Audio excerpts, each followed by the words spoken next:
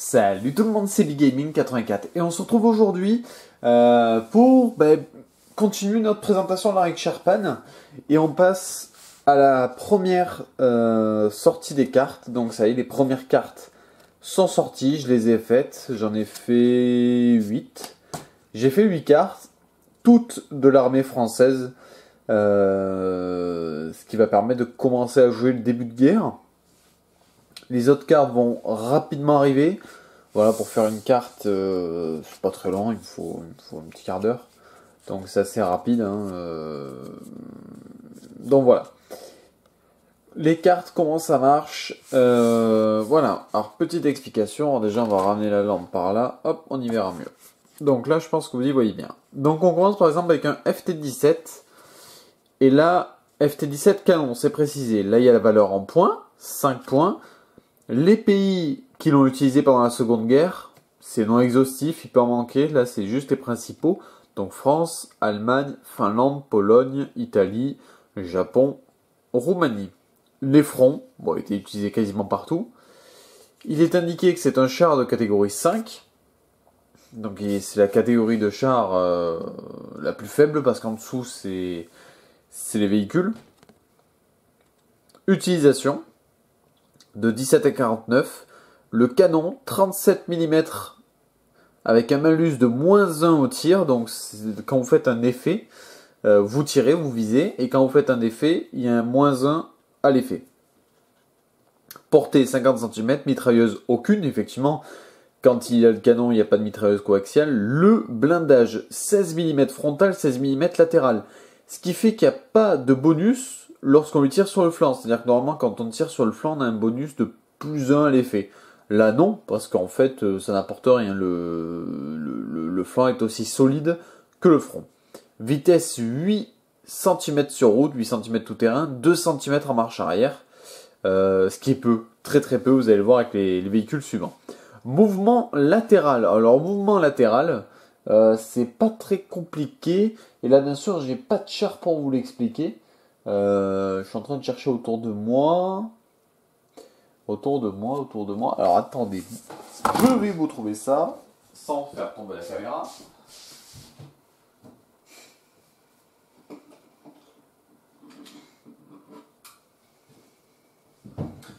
Voilà, donc on a un exemple. Qu'est-ce qu'un mouvement latéral ? Sur notre FT17, il est indiqué qu'il peut faire un mouvement latéral d'1 cm et que l'équipage est composé de 2 hommes. 1 cm. Bon, lui il a des roues, on va faire comme si. Admettons qu'il ait des chenilles. 1 cm veut dire qu'en mouvement latéral, en pivotant, il peut faire ceci. Voilà. Ce qui est peu. Hein, voilà, il est parti de là. Hop. Voilà. C'est très très peu. Il y en a qui peuvent aller jusqu'à 3 cm. Et là, c'est intéressant. Voilà. C'est notamment pour les chasseurs de chars, c'est intéressant. Donc voilà. C'est vu. Ça, c'est le FT17 canon. J'ai fait également le FT17 mitrailleuse qui, lui, ne vaut que 3 points. La différence... Alors, attendez, on va zoomer un petit peu. Hop. Voilà, la différence. C'est que lui, canon aucun, portée 30 cm, effectivement, car il a une mitrailleuse 8 mm qui a une portée de 30 cm, le même blindage, tout est pareil sinon. Char de catégorie 5 également, mais il vaut moins de points parce qu'il n'a pas de canon.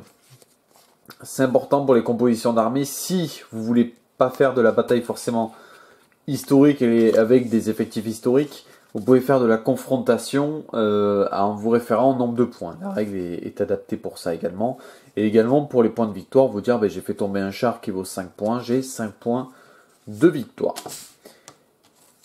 Char suivant est ô combien connu, le Saumua S35 qui vaut 8 points, c'est déjà pas mal.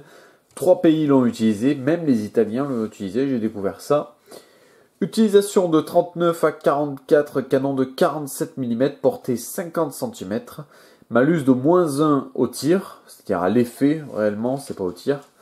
Mitrailleuse une fois 7,5 mm, blindage 47 mm de front, 45 mm en latéral, pas de malus lorsqu'on lui tire sur le flanc. En fait, c'est pas de bonus réellement, ni bonus ni malus. C'est juste que bon, une fois que j'avais fait les cartes, comment vous dire ça? Après, ça disparaissait. Et c'est très très chiant de tout refaire, donc je l'ai pas refait. Je le ferai peut-être à l'avenir. Vitesse 40 cm sur route, 25 cm tout terrain, 5 cm en marche arrière avec un mouvement latéral de 3 cm, équipage 3 hommes, char de catégorie 3, donc c'est un char moyen, ce qui est pas mal du tout, honnêtement. Au passage, les cartes, je vous explique, ceci est une partie que j'ai imprimée, collée sur du carton de maquette, qui va très bien, qui n'est pas très épais. Mais c'est pour ça que vous voyez un peu les plis là. Mais bon, ça convient très bien pour du wargame. Donc moi ça me va bien. Suivant, qu'est-ce qu'on a? Hop. Le canon anti-char SAL qui vaut 4 points. C'est un canon français qui a été utilisé par les Français, les Allemands, les Finlandais, les Italiens, front ouest et Afrique du Nord. Utilisation de 34 à 1945. Canon de 25 mm, portée 55 cm. Ni mitrailleuse ni blindage, vitesse 2 cm sur route, 2 cm tout terrain, 2 cm en marche arrière. Ça, c'est quand vous êtes à pied, que vous voulez déplacer votre canon, il ne peut bouger que de 2 cm. 2 cm représente à peu près 20 mètres. Pour vous donner une idée. Voilà. Ce qui est déjà pas mal.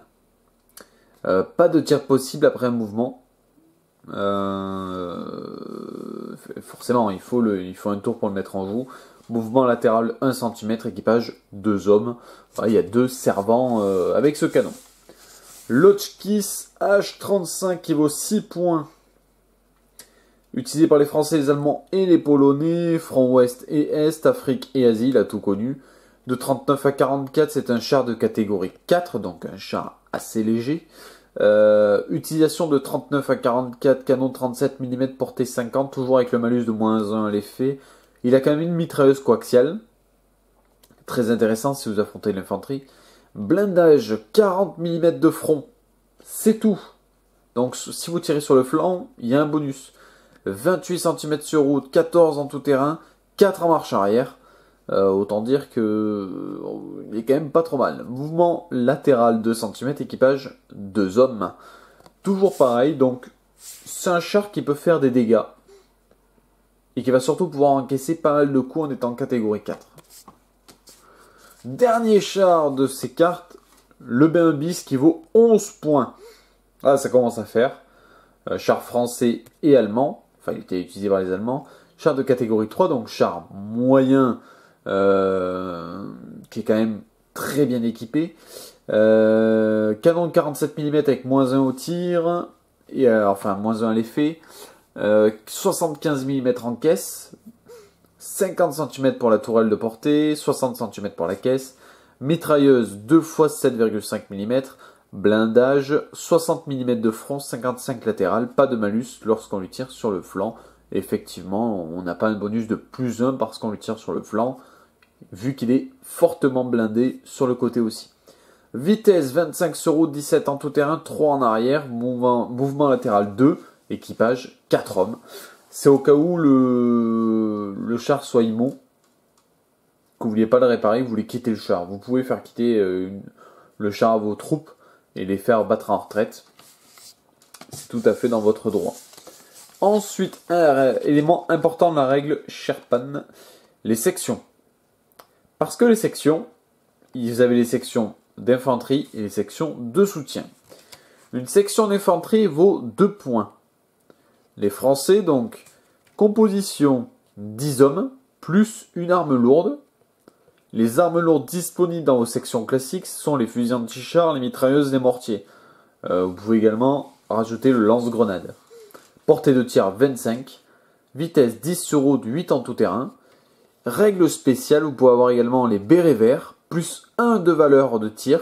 C'est-à-dire quand vous lancez le dé, vous savez, ça vous donne la valeur de tir dans la règle Sherpan. Et bien là, si vous avez des bérets verts, il faut le définir avant la partie, vous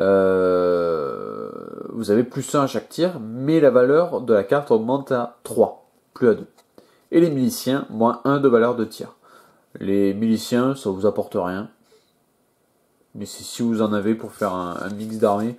Si en entente après en règle spéciale, normalement une section de milice peut valoir qu'un point.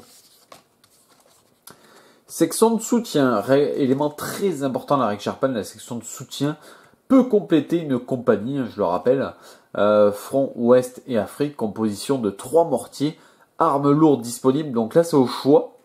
Vous avez du 81, du 60, du 120, et sachant que le 120 est limité à 1 maximum, portée de tir selon calibre, toujours la même vitesse, nécessite un tour pour se mettre en place. Et puis voilà. Vous voyez, c'est très simple, les cartes sont assez claires, même si c'est une première ébauche, donc celles-ci sont... Il y a quelques petites erreurs, petites, que je modifierai avec le temps. Mais honnêtement, c'est simple, c'est clair. Puis voilà, c'est des cartes vous voyez, que j'ai fait moi, et qui vont être téléchargeables sur le site d'ici quelques temps. Vous pourrez les avoir à la demande, comme vous le souhaitez en fait, tout simplement. Vous l'aurez et puis après vous l'imprimerez chez vous, vous ferez ce que vous voulez pour la filer à vos collègues, qui vous voulez. Ce sera très simple, très sympa. Donc voilà messieurs, si vous avez des questions n'hésitez pas. Si vous avez des questions sur la règle Sharpen, tout ça, puis n'hésitez pas à laisser un petit j'aime, un petit commentaire, à vous abonner, ça fait toujours plaisir. Allez, à plus tout le monde!